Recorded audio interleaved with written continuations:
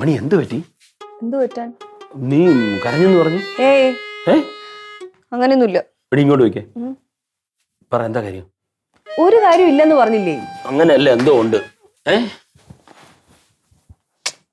എന്തോ വിഷമമുണ്ട് നിനക്ക്? വീട്ടിൽ നിന്ന് ഫോൺ വല്ല വന്നിരുന്നോ? ഇല്ല. മണിക്കൂട്ടം വിളിച്ചോ? ആരും വിളിച്ചില്ല. പിന്നെ ഇങ്ങനെ രാവിലെ നല്ല മൂഡിലിരുന്നല്ലേ നമ്മൾ പാട്ടൊക്കെ പാടി?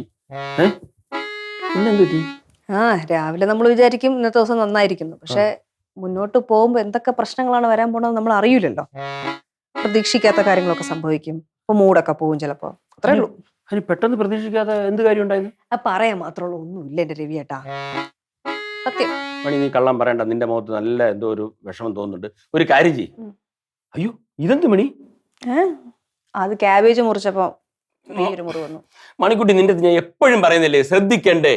അയ്യോ, അതിന് മാത്രമുള്ള വലിയ മുറിവൊന്നും അല്ല, ഒരു ചെറിയ മുറിവ്. അടുക്കളയിലൊക്കെ ആവുമ്പോ ഇങ്ങനെ ചെറിയ മുറിവുകളൊക്കെ ഉണ്ടാവും, പൊള്ളല് വരും. പിന്നെ എനിക്ക് അറിഞ്ഞൂടല്ലോ. ഞാൻ എന്തോ പറയുന്ന നമുക്കേ പുറത്തു പോയല്ലോ. ഇവിടെ വന്നിട്ട് ഇതുവരെ പോയില്ല. നമുക്കിന്ന് പുറത്തു പോയി ഭക്ഷണമൊക്കെ കഴിച്ച്. ഇന്ന് പുറത്തൊന്നും പോകാനുള്ള മൂഡ് എനിക്കില്ല. എന്തോ നിനക്ക് വിഷമമുണ്ട്. ഞാനൊരു കാര്യം പറയട്ടാ, എന്റെ മൂഡ് ശരിയാവണമെങ്കിൽ കുറച്ചു നേരം എനിക്ക് ഒറ്റയ്ക്ക് ഇരുന്നാ മതി. ഞാൻ ഇരുന്നോട്ടോ. ശരി.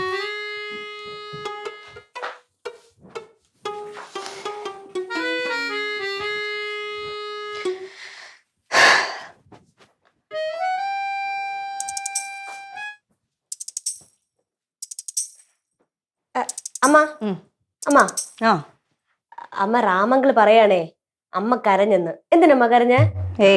കാര്യമൊന്നുമില്ല. ഒന്നുമില്ലേ? ഞാൻ ഫോൺ വിളിച്ചോണ്ടിരുന്നപ്പോ അമ്മ വന്നപ്പോ ഞാൻ എന്തൊക്കെ പറഞ്ഞില്ലേ? അതിനാണ് കരഞ്ഞ്? അതൊന്നുമില്ല. അല്ലേ? ഓ, എനിക്ക് ഇപ്പോഴാണ് ആശ്വാസമായത്. രാമങ്ങൾ അങ്ങനെയൊക്കെ വന്ന് പറഞ്ഞപ്പോഴേ ഞാൻ വിചാരിച്ചു ഞാൻ വല്ലതും പറഞ്ഞിട്ടാണോ അമ്മ കരഞ്ഞേന്ന്. ഇപ്പൊ കുഴപ്പമില്ല. അമ്മ തുണി മടക്കിയോ? പോണേ. ഒരു മിനിറ്റ്. എന്താ സഹായിക്കണോ? നീ നേരത്തെ ഫോൺ ചെയ്തോണ്ടിരിക്കുമ്പോഴേ നിന്റെ പുറകെ വന്ന് നിന്നതിന് എനിക്ക് പ്രത്യേകിച്ച് ഉദ്ദേശം ഒന്നും ഉണ്ടായിരുന്നില്ല. ഞാൻ വെറുതെ വന്ന് നിന്നതാ. മക്കള് വലുതാകുമ്പോൾ അവർക്ക് അവരുടേതായ പ്രൈവസി വേണമെന്നും അത് നമ്മൾ ബ്രേക്ക് ചെയ്യാൻ പാടില്ല എന്നുള്ള കാര്യമൊക്കെ എനിക്കറിയാം. പക്ഷെ ആ സമയത്ത് അമ്മ അതൊന്നും ആലോചിച്ചില്ല. ഇനി എന്റെ ഭാഗത്തുനിന്ന് അങ്ങനെ ഒരു പ്രശ്നം ഉണ്ടാവത്തില്ല ഒരിക്കലും, അറിഞ്ഞുകൊണ്ടോ അറിയാതെയോ. Okay, sorry.